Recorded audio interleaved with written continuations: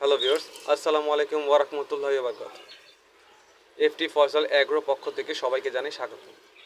কোয়েল কী ধরনের পাখি? ছোট আকারের 250 থেকে 300 গ্রাম ওজনের ডিম ও মাংস প্রদানকারী পাখি। কোয়েল কেন পালন করা হয়?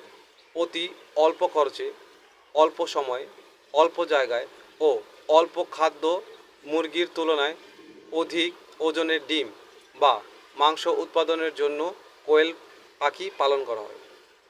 কোয়েলের মাংস ও ডিম খেলে কোনো ক্ষতি হয় কি? না।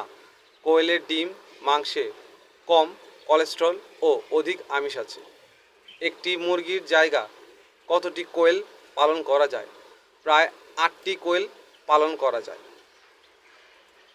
বসত বাড়িতে ঘরে কতটি কোয়েল পালন করা যায়? প্রায় 10 থেকে 20টি কোয়েল পালন করা যায়।